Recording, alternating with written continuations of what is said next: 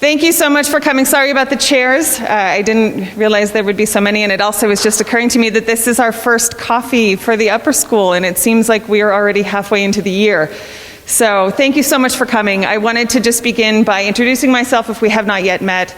My name is Dana Larson. I'm the director of the upper school. I will also pass the microphone and the stage, if you will, to Mr. Ronquillo and also to our new Dean of Counseling, Dr. Puglisi. And so we'll all be speaking to you a little bit this morning. First off, I wanted to thank the TMSPA for the coffee. We can't offer coffee this year, but thank you, because I know they would have brought an amazing spread. And so thank you for all your support, though, your continued support, even though we can't drink coffee together. Hopefully we'll be able to do so soon. I also wanted to thank our tech department for recording this coffee so that our parents who could not be in attendance this morning and guardians can watch this and be amazed. Or you can watch it again if it was that moving. So thank you very much, Alex Garcia and the rest of you. I also wanted to thank Drs. Khan and Ahmed for holding the 9th grade reception last Friday. I hope if you are a 9th grade parent or guardian that you were able to attend and that you had an amazing time. Melissa Lustig and I were actually in Seattle at the NACAC conference, and so I couldn't be in attendance. So I hope it was a great event. I heard it was a lot of fun playing lawn games and such. First, before I begin, I have a number of things that I want to run through, and then we'll open to questions that I'm sure that you have. But I wanted to let Dr. Puglisi actually speak. If you want to say hello and introduce yourself, yeah, come on up. That would be great.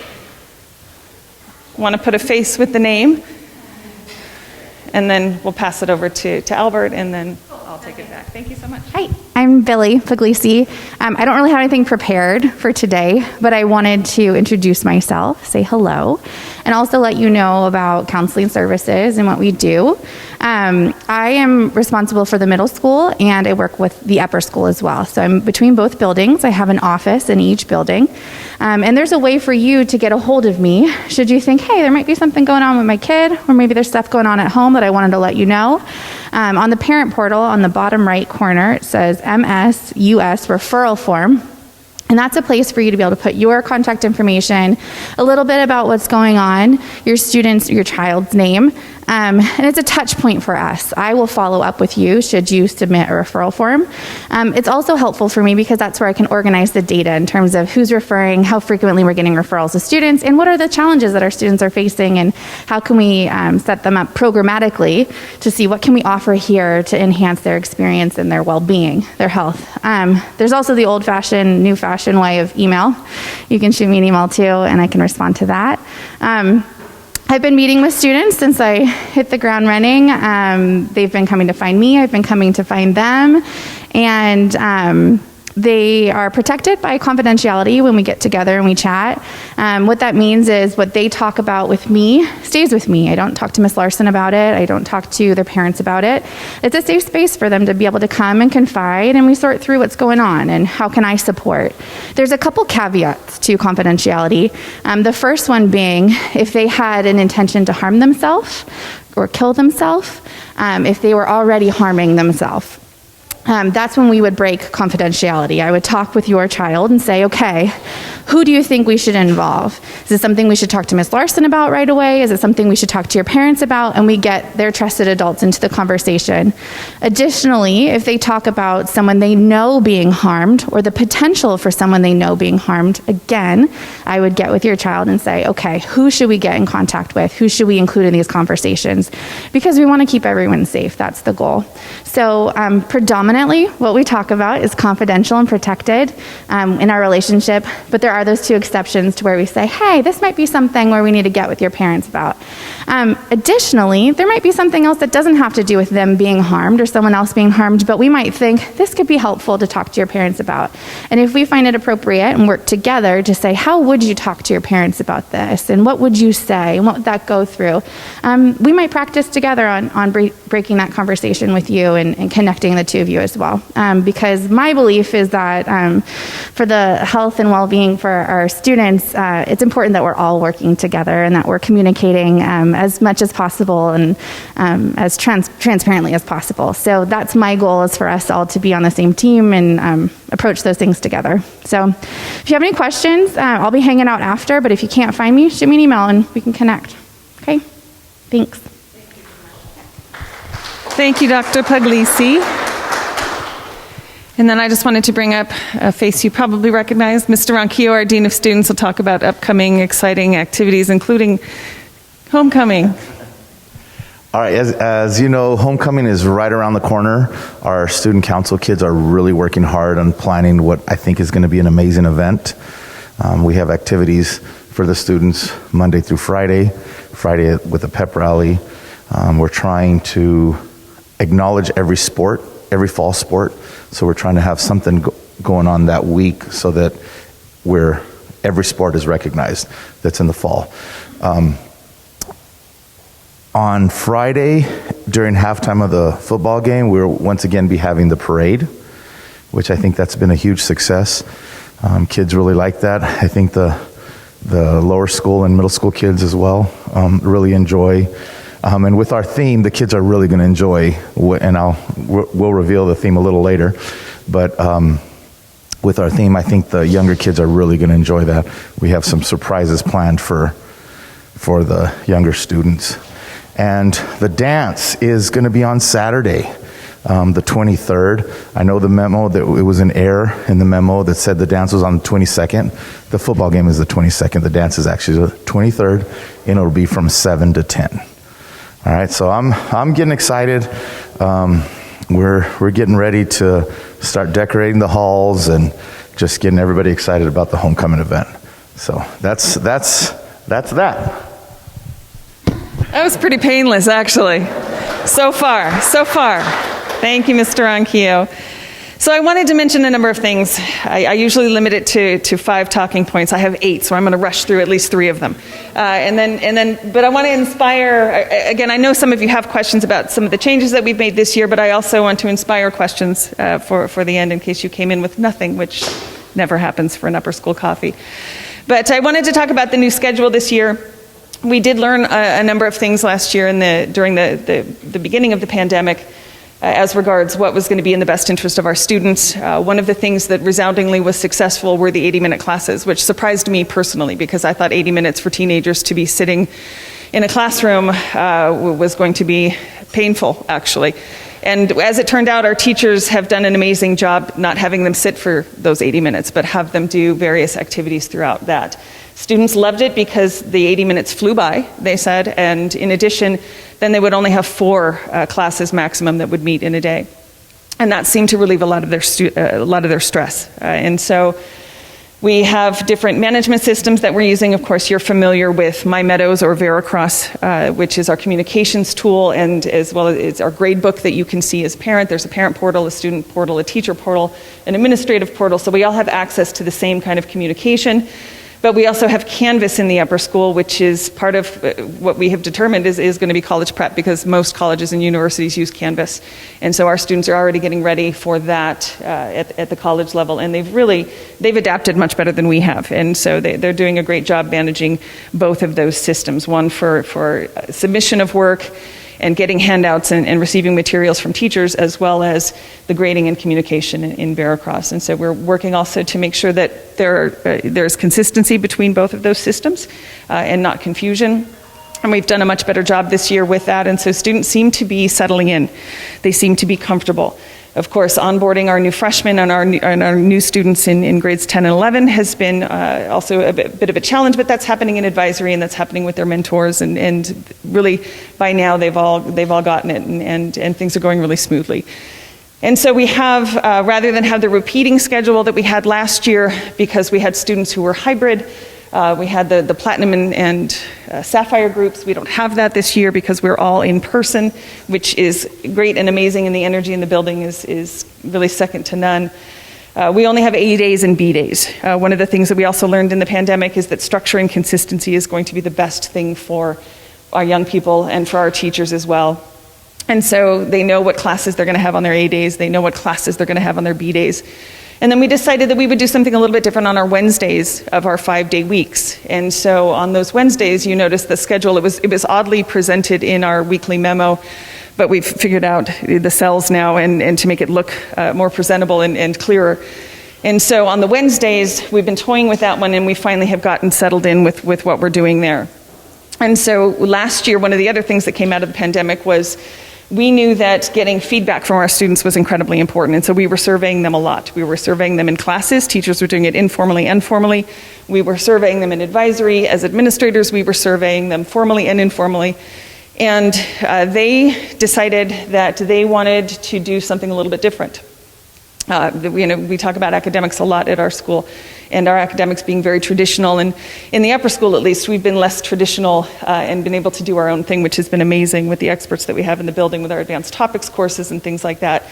But Mr. Rosenfels, who was one of our new teachers last year, has worked with a group of students that he, in a design thinking group that he put together with one of our alums from Dartmouth, Mr. Ocampo. And so they put some ideas together and came up with what we are now calling our community courses. And so these students have worked pretty fast too, because he said, I have this idea with this group of students, let me propose this. And I said, that sounds amazing. And then all of a sudden it came to be, and he was shocked when it actually was a thing. And I said, well, no, you need to start planning this. School starts next week. And he said, oh, okay. I said, well, what kind of administrators have you worked with before that said, great idea, let's do it, and then it hasn't happened? And he said, every one of them. And he's been at a number of schools. And so it was kind of fun and interesting. And so he worked with, particularly with Carson, to put these together and get a group of students to work with their parents and people that they know in the community. And so on Wednesday morning, we have community courses, and there's a range. What the students decided was that our academics are great, but they wanted to have really kind of this sense of discovery that wasn't mandatory, that wasn't something that was prescribed to them. And so they came up with their own ideas of what they wanted to learn more about. There's a self-defense course, there's a course on sports broadcasting, there's a real estate course, how to be a DJ, there's a current events course, cardistry is also one of them, and it goes on. And so students have the option, and teachers and parents and alums have the option to come on Wednesday mornings and participate in these community courses. And I've been to each one of them and sat in on them for a certain time each Wednesday. And it's really amazing because, to walk into classes is really the best part of my job, to sit in on classes.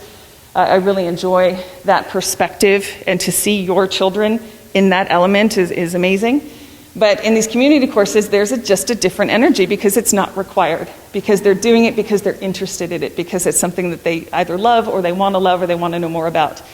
And so, with teenagers, that's really what works. If you don't force them into something and they find it on their own, that energy comes alive. So that's how we're starting our Wednesday mornings. These are not mandatory. The school day then starts, the official school day A period starts at right around 9 o'clock in the morning. And then the day goes from there, and every single class meets on Wednesday, and it meets for a shortened time. And so we have that middle of the week period that has that consistency for the students. They know all of their classes are going to meet. And so they kind of touch those classes on the Wednesday, and then we go back to the A day or B day to end out the week.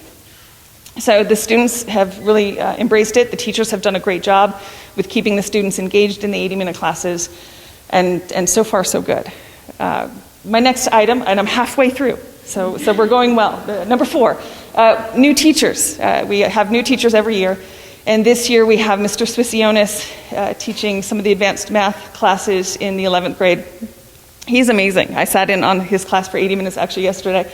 Not being a math person, thought it was going to be pain and suffering, but he's kind and he loves math. And every time I see a teacher who loves math teach math, it makes me wish I had loved math. And so sitting in there with his class of, I think, 5 students, watching them engage and watching them interact with him was a lot of fun. And to have a kind math teacher who tries to speak math in different ways to students who don't quite speak math was really a joy to see. So we welcome him. Dr. Vance, we sometimes refer to her as the better Vance, which is a joke because that actually came from Mr. Vance. There is no coincidence in their names. They are married and both in the same department, which is unusual, but also kind of wonderful. Her class takes from his class, and she teaches all of our juniors. She also has taken on the yearbook, which is probably one of the most difficult and most thankless jobs in the upper school, having done yearbook myself. So for many years. So she's taken that on in her first year. The kids love her already. She's amazing, and really bringing up the level of our literature and composition studies. We also have Valerie Bugney in the freshman English classes. She has many years of experience and is doing amazing things with our students. I've been in her class a number of times because I'm just actually really enjoying seeing what our freshmen are doing and how far they have come. And you know that with the freshmen, we have more differentiation than ever because we have students coming from all different types of schools, and not even just here in the Valley, but also, throughout the country, coming into our 9th grade. And so it's one of our entry levels, and she has done an amazing job with getting them all to understand that literature is important, that how they read and how they analyze and how they can slow down and think critically is so important, and their composition skills. Like already I've read some of the essays that our students have written in comparison to the first essays that they wrote in that first week, and she's already gone leaps and bounds with them and made them feel confident and make them feel welcome in her room, which is really their room, and so I love that kind of a teacher. We have Nancy Liu, who has begun teaching Chinese for the first time at the Meadows School in the upper school. She's teaching Chinese 1 and Chinese 2, and those classes are small, but actually one has, I think, 6 or 8 students, that was the Chinese 1 level, which I was impressed, and some of them are taking it as a second language course that they have in addition to maybe the other language that they're learning. So that's exciting. I've been in on those classes as well. Of course, it's kind of like sitting in a math class for me. I just sit there in awe, and the kids seem like they're having a good time, so I'm happy. But it's a great class. We have advanced engineering this year as well with Mrs. Trujillo. We have digital art, animation, graphic design, and so those are arts offerings that we've never been able to offer our students before that we're really excited about. And I think I've hit it. I think I've hit all of that. That's with Victoria Tao. We also have Mr. Borjas, who is filling in for one of our teachers who's on leave for a number of weeks, and so he's fit right in. The kids love him, and they want him to stay, so we have to hire him in some capacity when the teacher returns. So sorry, Mr. Gregerson, you're going to have some new staff member in the building. We'll just hide him somewhere. The kids are willing to pay, they said, which I think is hilarious, so we'll take a collection. We're offering new courses as well with some of our existing teachers. One of the ones I'm most excited about is our science research course. It's an advanced topics course. So there's only so far that we can go with AP classes. And as a parent, I'm sure you're thinking AP is the highest level that we can get to. And in a lot of ways it is. But it's really based on content, AP classes. It's really based on how much you can cram in this amount of time, and then the big test at the end, of course. We like a different model of education. So in addition to AP courses, we're really proud of and happy to offer our AT courses. And Bree Cotter has done an amazing job. Last year was her first year teaching here. And she had the job of teaching pre-AP biology, AP biology, and human anatomy and physiology. And this year she decided our students need a class in doing science research. And it's a small class, and it's an active class, and it's exciting because they're doing college level work, and they're doing college level thinking and writing at this age, and there's really nothing like it. And so I'm really excited about that class. And Advanced Topics Latin is the other one, because believe it or not, some of our students go beyond AP Latin, which seems crazy because it is one of the most difficult AP classes there is. But we have a level beyond that, and that AT class is really a post-AP class. Colleges want to see that students can go as far as possible, and sometimes in Spanish in particular, and now in Latin, we take students to a certain point, but there's maybe 1 or 2 years beyond that. You've seen that with our Spanish program. And so we want to offer more to our students because they want it, and we're able to do so. So really exciting things with new teachers, as well as new courses this year. And now I want to get to the kind of maybe not fun stuff. So I want to talk about some of my emails that I've been sending out to you as regards certain things as uniform standards and cell phones. So we're coming out of last year. Last year we paid a lot of attention to just letting these kids be kids, just letting them breathe, letting them try to get as much academic experience and social experience as was possible in that situation. And so we didn't sweat them too much on having their shirt tugged in or having dress shoes on dress uniform day, or the cell phones went completely out the window, our policy, because they had to use them for the QR code walking in the door in the morning, and they had to use them to upload documents to their classes. And so it became pretty standard for our students to be walking around with their phones in their hands. Well, we've loosened up and now we're tightening up, which you can imagine is more difficult to do after loosening up. So it's important and imperative that we do this, because what we have noticed is that in addition to students being on their phones, not just for classes, they're on their phones for everything and they're on them all the time. They're in the hallway between classes. If we had manholes in the halls, they'd be falling in them. And again, it's TikTok, it's all the stuff that you see at home. It's all the stuff that you see flashing out of, if you're driving them in your car. It's the swiping and the this and the giggling and great, but not at school. So we are taking the phones away. We are asking them to keep them away, in your locker, in your bag, in your pocket. If we see them and you don't have permission to have it out, we are taking it. We are just going to take it. It goes in an envelope, it goes in Mr. Ronquillo's office. Is it the second or the third time? Second time, guess who gets to come pick up the phone? If you choose to. If not, we'll just hang on to it. I promise we'll take good care of it, because you would be surprised, this has already happened once this year. Well, I mean, it's happened multiple times, but one time what has happened is that a parent didn't come and pick it up at the end of the day, but maybe came the next day or the day after and said, this was the best dinner our family ever had, because you had my child's cell phone. So just saying, we will take good care of it if you forget to or can't possibly be bothered to walk into the upper school at the end of the day. But I bring this up, and I bring this up in a humorous way, because I know as a parent how irritating it is to get those behavior events in your email. Your child's cell phone was confiscated. Your child didn't have dress shoes on dress uniform day. Your child's skirt is more than 4 inches above the knee. Your child didn't have a belt on. Your child's shirt was untucked. Those kinds of things. You're going to get them because we're going to be writing them. We're talking to students more than we're writing these, just so you're aware. So it's not as if we're not talking to your student and then we're just sending you these notices. We're talking to them, and we're talking to them, and we're talking to them, and we're sending notices now. We've been talking to them for weeks, and it's gotten a little bit better, but not good enough. So I hope you understand that we have high standards in the upper school, not just academically, but also as regards their behavior and how they comport themselves and how they look. It matters to us. We want it to matter to them. We hope it matters to you. And I thank you for your cooperation and your support at home. I'm not going to let you speak on that one, Mr. Ronquillo. We got this. Okay. This kind of rolls into another Mr. Ronquillo issue, which is that homecoming one that makes me happy for the kids, but also makes me cringe at the same time, because last year, one of the other good things that came out of the pandemic is that we were able to have some events here on campus, like a prom that was amazing and outdoors and beautiful, and we were able to eliminate party buses. And party buses has been a problem at this school since the dawn of time, since limousines became party buses, and before that, limousines were the problem. What they do, what I see socially that happens here, and you may have seen this on your end as a parent, is that some kids get included and some kids don't. And it's awful. It's awful to feel that way. It's awful to be the kids who can't fit more than 45 kids on a bus. It's awful for the student who can't afford $65 to be on a bus, in addition to a ticket to a dance. We don't like them.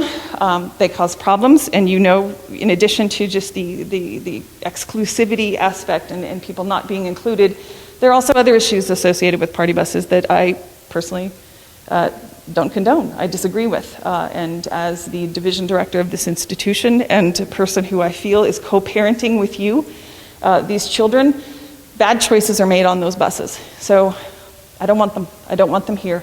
I don't want them for your children. And I understand as a parent how difficult it is when your child wants to go on one for you to have to say no. So we're saying no. So help us say no. What has also happened in the past, and I think this happened last year, is that because we canceled party buses and we didn't have a homecoming, some parents sponsored a party bus anyway and let the kids just go on the buses and do whatever. Now, that wasn't a school-sanctioned activity that it was associated with, but some students actually lied to their parents and said, we're going to a dance at school, and I'm going on this bus with so-and-so, and it just became a party bus night.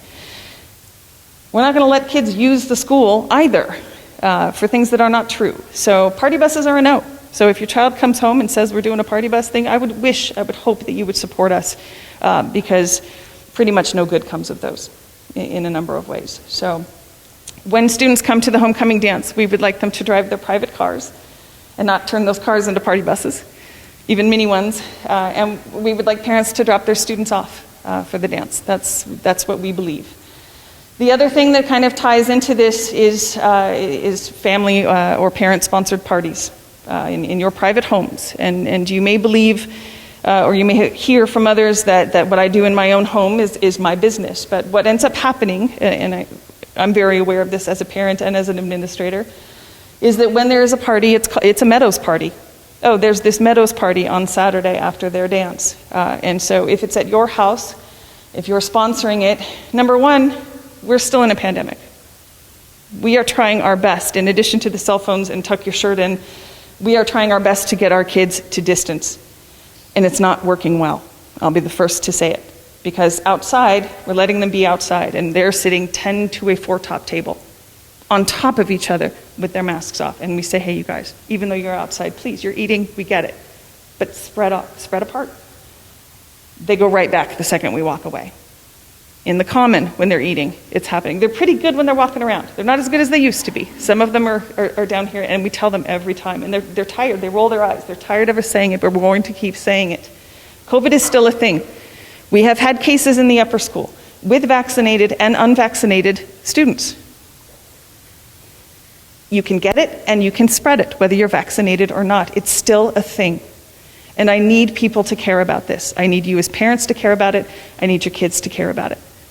It's still with us. It's still affecting us. I don't want your child to get sick. I don't want anyone to get sick. I don't want your child to bring it home to a parent, to a grandparent. Okay? I'm sorry to get serious, but I'm not sorry. This is something that matters, and I want you to understand that if your child is coming home saying, I'm so irritated, Mr. Ronquillo keeps telling me to put my mask on, keeps telling me I can't sit this close to my friends, please support us. Please support us in your conversations with your children. We're not trying to be irritating. We're trying to be safe. We're trying to get them to understand that this still matters and needs to continue to matter. But this goes along with the parties thing. We want our kids to have fun. We're tired of the pandemic. They're tired of the pandemic. However, throwing a party is not going to be the answer. I mean, super spreader events are a thing. But in addition, I'm concerned about drugs and alcohol, and I'm just going to say it. I'm going to say it outright. These are teenagers. These are teenagers who want to try things. We have some parents that are supportive of that. That I'm not going to judge. That is not for me to judge. But when it becomes a Meadows party, or you involve more than your own children, you're involving members of our community, and I disagree with it, and I vehemently will object to it. And if I hear about it, you will get a phone call from me. If I hear about it beforehand that you're throwing a party, you'll get a call from me to confirm. Because again, I also understand that things are out in the wind that aren't true. But I believe in being direct and upfront. I will call you. Is it true that you are having a party? I will call you afterwards if I hear about it. I heard you had a party. And I will reiterate, this is not okay. Because it is a Meadows party, it's attached to you. I really want you to be concerned about liability. Not just COVID liability, but also drugs and alcohol. If you're throwing the party and it happens at your house, there's a liability issue there.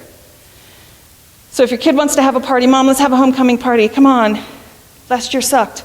We have to wear masks all the time. We want to have some fun. Please, please say no. And if your child says, I want to go to a party at so-and-so's house, it's homecoming. There are other ways to have fun. There are other ways to have a good time. Please support us in saying, no, you can't go. And even if you want to say, Mrs. Larson said I have to say no, do it. I love being the bad guy. Take it. Take it. Okay? I'll do that in the building. I'll do it for you at home. I wear black all the time. It's like this thing. Mr. Ronquillo's the nice one. I'm the mean one. It's good. I'm always at a funeral. I don't know. They make a lot of jokes about the Grim Reaper, I think I heard, was one of my nicknames. I'll take it. I'll take it. But please, I make jokes, but I'm really being serious. Because as things are opening up, and as people are so tired of what we have all been through, not just physically, but emotionally tired, and sick of all the restrictions, they're there for a reason, and we need to continue to kind of fight the good fight here, okay? Last thing, part of the opening up is we want to try to have good experiences and positive experiences for our young people, so we're trying to do trips again. There's a debate trip coming up. It'll be the first and maybe only one this year. The Damien tournament is this coming weekend, and so we have a number of students going on that. Our debate students love to travel. They love to be with other high schoolers. Damien High School has specific COVID restrictions that we have to adhere to. They're theirs, not ours. Every child going has to be vaccinated. So any child who wants to go understands that, and their parent does as well.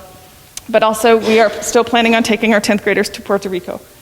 We are still planning on taking our juniors to 2 different college destinations to learn about the various types of colleges and do tours and learn how to ask the questions and all that. So those are in the works.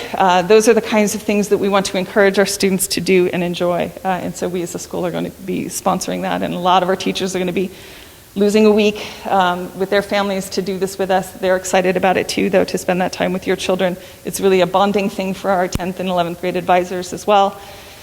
And then the last thing I wanted to say, and that will be my last point before questions, is if you're a new parent in particular, please, I know the question keeps coming to me, how do I find out how my kid's doing? Well, Veracross just tells you numbers. Your child will tell you one part of the story as well, but maybe not the whole story.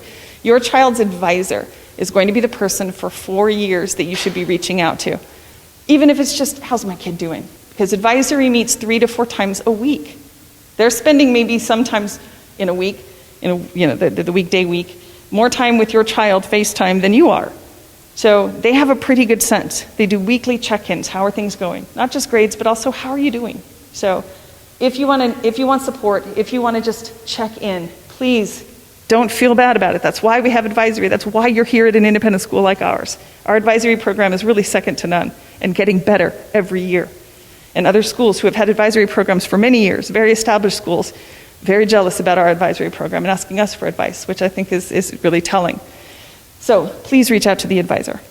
That's your person. Get to know them well, okay? And that helps us get to know your child better. It really is that community building. And that's it. So questions?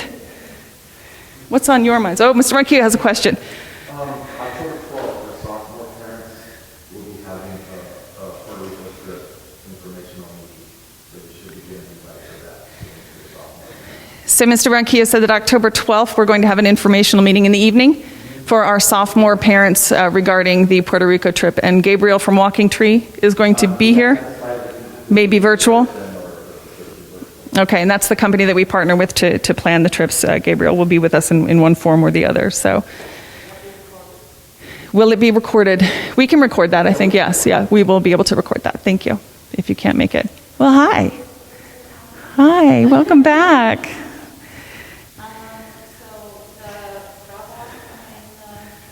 How is the drop-off with the construction this year? Okay.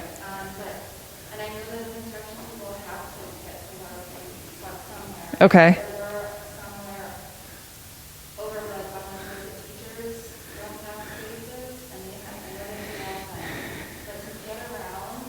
To do the loop? Okay. Okay. Interesting. How to navigate that. Okay. Okay, thank you for letting me know that, because I remember at the beginning of the year we weren't going to be able to do the loop at all. We were going to have to do the middle school line and not have access to the back Fire Road loop in the front. So I think we were so grateful to have the loop, but the loop is not as ideal and manageable as it should be. So I will talk to Brett about that. I didn't know. Okay, and that's clogging traffic.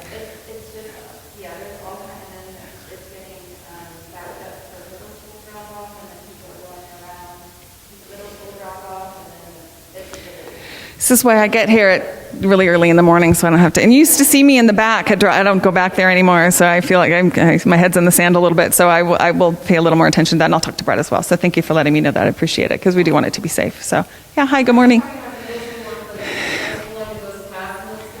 Yeah. Yeah.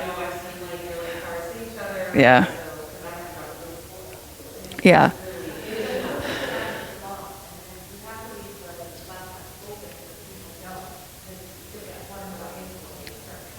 Right. Yeah.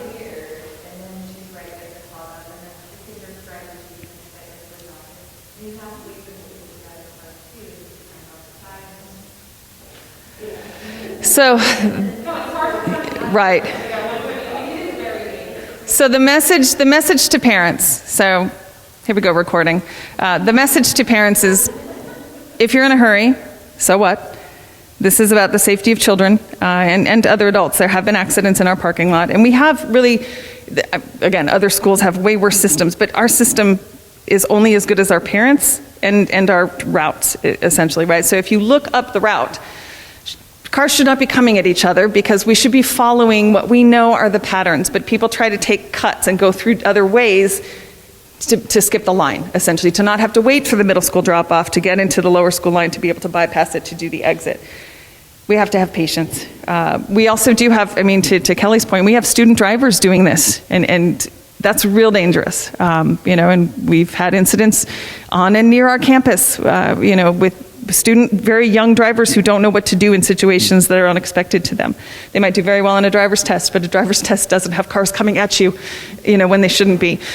So we need to slow down. And again, tardies are tardies, that doesn't matter, and we know you have to get to work, but nothing is more important. You have an accident on this campus, you've hurt someone, you're not going to work.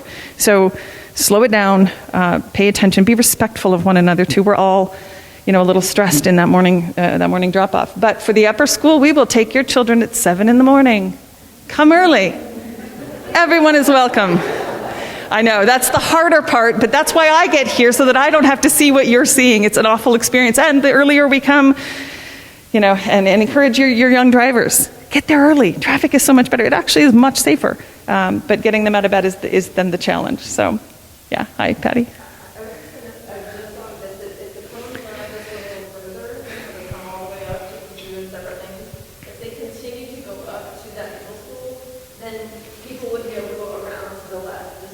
Right.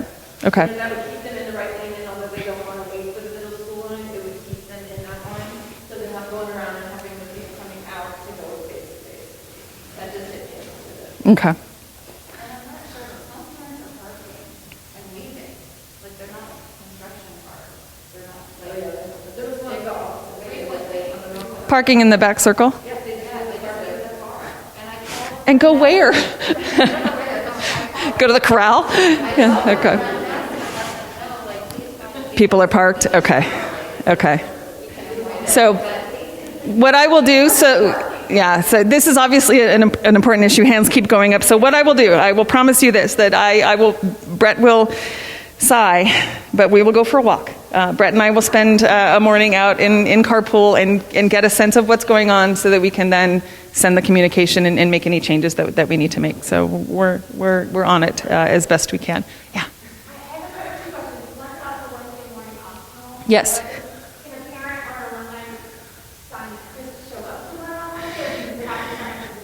You usually sign up for the course, and so I know Mr. Rosenfels is the one communicating that, but some courses you could do drop-ins, because it really depends on the course. So, right, I would get in touch with them, so that way we're prepared to have you come in the building, and we can have your little badge ready and send you to the classroom that you need to go to. So yeah, if you're interested in maybe running a course, participating in a course that we're offering, please reach out. It's jrosenfels at themeadowsschool.org. Jeremiah Rosenfels is running those, and so, or you can reach out to Carson McHugh.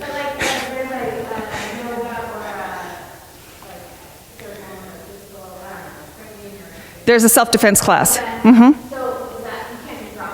Why don't you email him and ask him, because I would hate to give you the wrong information on that one. And so, a lot of these are student-run, which I think is great. I know that Peyton Ninkovich is working on that, Howard Ninkovich, and Mr. Burris is helping with that. So it's kind of fun. Absolutely. And so we're running multiple, and these aren't year-long courses, right? So they're numbers of weeks, and so then we're going to have a whole, slew of other courses. So again, like if you're interested and you have Wednesday mornings and you want to come do something with our community, please, offer a course, come join a course. Perfect, exactly. So this is kind of the year of welcoming parents back and alums, and it's really kind of a fun thing. Okay, and then one more thing on the college trips for the juniors. Yes.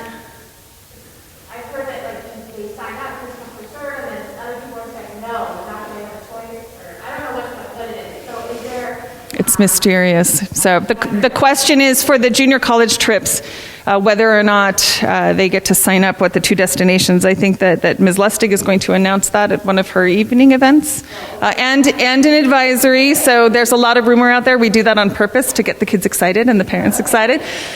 We usually do, though, on a first come, first served. And so one little piece of information I will tell you, because you came to the parent coffee, is that there might be some little bit of preferential treatment to students who have actually done what they're supposed to do in Naviance and done their homework for college counseling. They might get priority. Yeah, so just maybe. But both destinations are amazing, and I would like to split myself in half and go on both of them. So, and it honestly doesn't matter, just that's important information to know too. It doesn't matter which destination. So if one of the destinations is in, we'll play with one of the ones last year, Southern California. We have chosen, I think, moving forward to not use Southern California as an option anymore, even though a lot of our students go to school in Southern California. It's so accessible for us just to go to Southern California and do our own visits and tours. It's not about the place as much as it's about the colleges.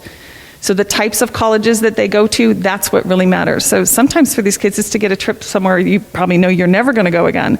And again, they're cities, because those are the places that have that range of colleges and universities. And so either destination is a great one. And these two are exceptional this year. So very excited. And no, parents, you cannot go. Sorry. But this is something for your kids to do, and to do with their advisors and with their friends. It's not just college trips, but it's also a really good bonding thing for them as well. So it's fun, and hopefully you'll do your own if you have the opportunity to take your juniors and maybe seniors to visit colleges on your own. They'll know how to do it because they will have been trained from these trips. So, any other questions? Hi, Pauline. I just wanted to make an announcement. We're having for the senior parents a last homecoming. Oops. Okay, great. Announcement. For the senior parents, we are having a last homecoming evening. It's a get-together. It's a meet and greet. We haven't seen each other in 2 years, really. So it's going to be on the night of October 23rd, which is homecoming. No parties. But we're the parents, and we're going to have with the parents. You can do what you want. That's good. But they're going to be gone. No, that's true. And it's outside over at Chinglish. So more details will be coming out, and this is with the Parents Association, and it's really parent engagement. And we only have 42 kids in our class, so we thought it'd be time for us to kind of say hi to each other. Thank you. Great. Thank you, Pauline. Our small but mighty senior class. But that's, as many things as you can do as a parent community, I think is amazing as well. And it's outside, which is helpful. So that's great. Thank you so much for that information, and to the TMSPA for sponsoring that. Any other questions? You're being nice on the first one. Oh, okay. Yearbook? Yes. About the dedication. Can they send it out again? Because I don't think a lot of senior parents know what it is. Oh, okay. That's good to know. Okay. Yeah, so the senior dedication for senior parents, I will ask Dr. Vance to send out that email again. You probably remember this from our yearbooks of that there was an ad section in the back of the yearbooks. The way that our school does it is we don't have advertising. The yearbook is a really expensive yearbook, by the way. It's full color, really nice cover, award-winning cover. But it's the back section, we don't need to sell ads. It's included in the price of tuition. It's something that we do that's a special thing. Thank you, Mr. Gregerson. It's a really big ticket item, and it's so pretty. And people are saying that yearbooks are dead. But, I also collect vinyl. So yearbooks will never die. It's an important keepsake, because those pictures in your phone, in your kids' phones, and Instagram and all that, it's going to go away. Someday they're going to look back in their yearbook and be really appreciative that they have them. And parents seem to love them. So for senior parents, you can buy a dedication space or an ad in the back of the book. It's full page or half page. And so I will ask Dr. Vance to send that information out again if you're interested. That we do have to sell, because that's an added cost to add those pages to the back of the book.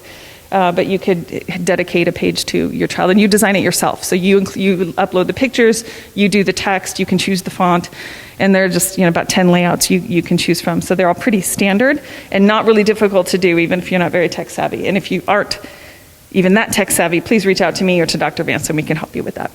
Okay, thank you for the question. Everybody's happy so far?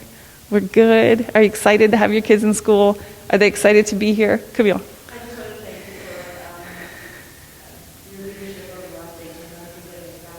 Oh, thank you very much. I appreciate that. Not just me, it's the whole team. Thank you. Thank you. We're excited. We're excited to be here and to have all the kids back and to have you back as parents as well. So we love your kids. So thank you for entrusting them to us. Yes, hi.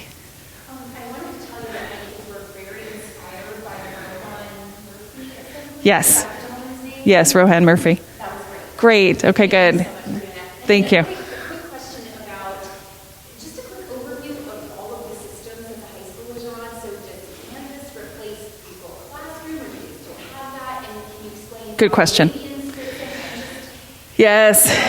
Welcome to the tech age. We're going to put labels of all of these companies all over your child's face, it seems like. So, yes, and as your child gets older, it seems to get more and more. So if you were here in our middle school, we used Google Classroom because that seemed the simplest platform for us to do online management and submission of work. Now, starting in 9th grade, we move away from Google Classroom entirely into Canvas, which is kind of a higher level version of a learning management system, and that's the one that a lot of our students are going to use when they're at college. So, students make the transition well. Parents do not have access to Canvas, and that's purposeful. We do not add our parents as students because we want your student to start taking charge, 14, 15, 16. Now it's kind of on them. And so we still have, of course, the parent portal in Veracross. And so in Veracross, there should be something every time that corresponds in Canvas. So if you see something in Veracross, homework assignment number 23, pages, whatever, you can ask your child, what is that? They can go to Canvas and get way more information. But you have the basic information to know what it is, how it weights, and what the grade is. So that's the kind of stuff that's reported there. Then the next thing is Naviance. And Naviance is when we start doing college counseling. Naviance is kind of a nationwide system that universities use to submit the Common App, for example. And so we're starting them younger and younger on Naviance because we want them to get comfortable in it. You as parents will have a Naviance account as well. One of the most important things that you can do in there is go in there and talk about your child, which helps our college counselors know them from your perspective and have more information. There's a lot of fun on Naviance. You can do a match thing. That was kind of the most fun I had with a parent with one of my children. It's kind of like online dating.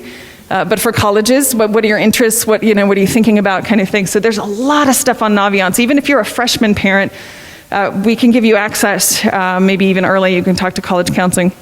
But I know that I think we're starting to give parents access at least in 10th grade. Is that correct? In the sophomore year. Go in there and start playing and seeing things. And there are over 5,000 colleges in the United States alone. We are trying to expand our horizons as regards what you know and what our kids know, because we want to find right fit schools, not just the one you've heard of, because so many Meadows kids went there. So we're really doing a great job with that kind of education and college counseling. Naviance is a huge tool in that. And I think that might be it. We won't hit you with any more this year. So I think, certainly no problem. Yeah, hi.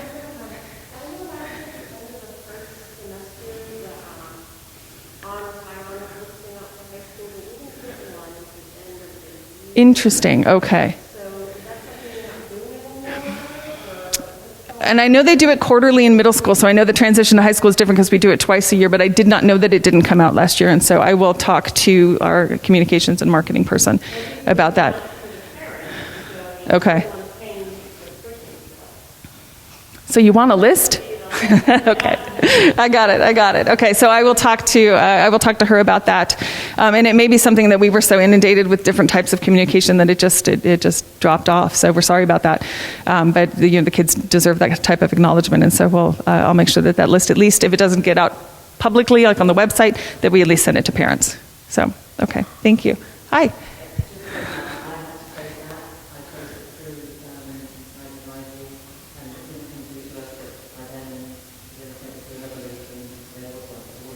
Okay.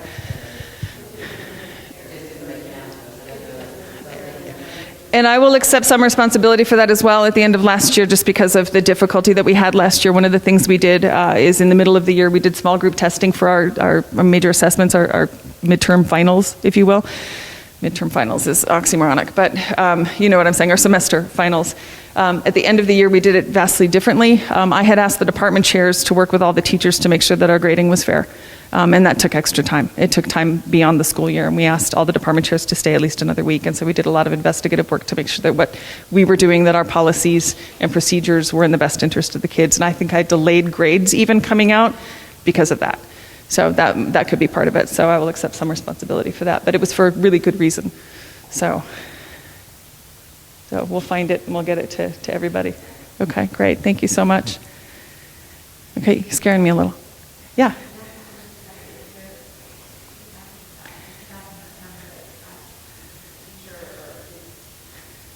National Honor Society starts in 10th grade. That's when the invitations go out for that first round. So it's based, so 9th grade we don't have any NHS members, but that's Mr. Gary Kempfer, our history teacher. So, well, usually it goes home with the child.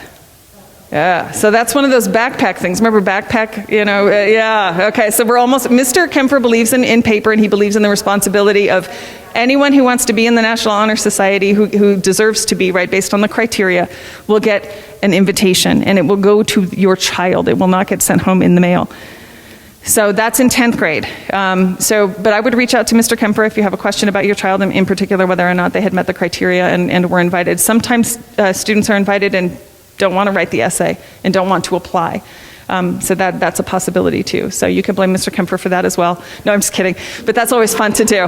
But it's one of his standards, I think, and I kind of agree with it. If your child throws the thing away, they clearly don't want it. If they don't bring it home and talk to you about it, that's on the child. So that is, not everyone who is eligible to be in National Honor Society actually gets inducted into National Honor Society. There are these things to do. But if you have any questions about that procedure and how it goes, please reach out to Mr. Kemper.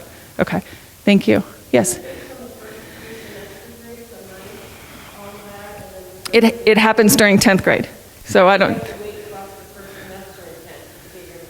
That's possible. I just know it's during 10th grade, and I didn't know if it was based on the quarter grade or the semester grade. Semesters, okay. Yeah, that makes sense. So, okay, good. Thank you so much for attending. If you have any other, want to hang out, talk to Dr. Puglisi or Mr. Ronquillo, please do. Thank you so much for coming. I appreciate your time. Welcome back.